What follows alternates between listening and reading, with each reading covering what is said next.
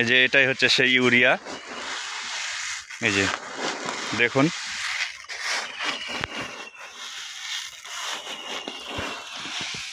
বন্ধুরা, চাচার আরেকটি জমিতে ভুট্টা গাছ লাগিয়েছিল, সেই গাছে ফল চলে এসছে। চলুন দেখে আসি।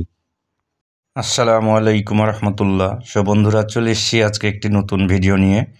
আজকে আপনাদেরকে দেখাবো ভুট্টার ভুঁইয়ে কিভাবে সার দেয়, সেই ভিডিওটি আপনাদেরকে দেখাবো। বন্ধুরা দেখুন, আমাদের এই যে কৃষক, এই চাচা কিভাবে ভুট্টার ভুঁইয়ে সার দিচ্ছে। চলুন এখন আপনাদেরকে নিয়ে যাব সেই চাচার কাছে। চাচার জীবনের গল্প এবং চাচার জমির গল্প আজকে শুনবো, কিভাবে চাচা সেই ফসল আবাদ করে। বন্ধুরা, আপনারা দেখছেন আমাদের এই চাচা বালতিতে করে সেই ইউরিয়া সারগুলো ছিটাচ্ছে ভুট্টার ভুঁইয়ে। এই যে দেখেন বন্ধুরা। চাচা, একটু কথা বলি আপনার সঙ্গে। এই সার কয়দিন পর পর দিতে হয় জমিতে? লাগার টাইমে চাষি দিতে হয়, আর পানি দেওয়ার পর আবার দেওয়া লাগে। পানি দেওয়ার পরে আরেকবার দেওয়া লাগে, মানে আপনার আবাদ করার পর থেকে দুইবার দেওয়া লাগে। ভুট্টায় দুবার দেওয়া লাগে, তিনবার দিলে হয়। আর এই কয়দিন পর পর দিতে হয়? যখন যে ভুট্টা লাগে 1 মাস হয়ে গেলো।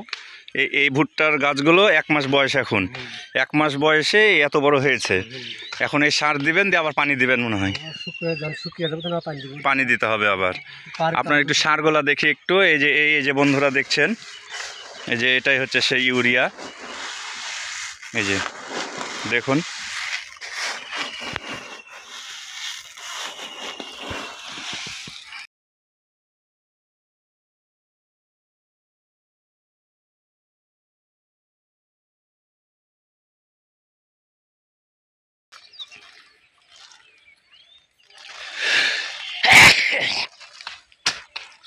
প্রত্যেকটা জিনিসের একটা যত্ন আছে।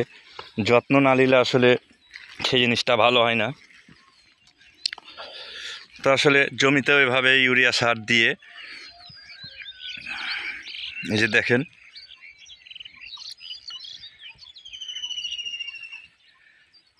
বন্ধুরা, চাচার আরেকটি ভুট্টার ভুঁই আছে, যেখানে বড় বড় গাছ আছে। ভুট্টা চলে এসছে গাছে। চলুন ঘুরে আসা যাক। এই যে দেখুন, একটি গাছে 2টা 3টা করে ভুট্টা এসছে। তা আসলে এগুলো কৃষকদের মেহনতের কারণে আজকে এই ফসলগুলো এত সুন্দরভাবে হয়েছে। দেখেন কত সুন্দর লাগছে, ভুট্টাগুলো গাছে ধরে আছে, মাশাআল্লাহ।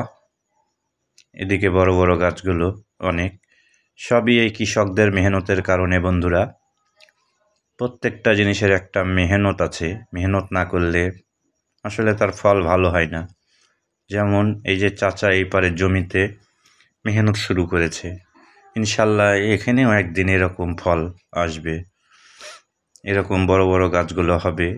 সেই স্বপ্ন নিয়েই চাচা জমির যত্ন নিচ্ছে।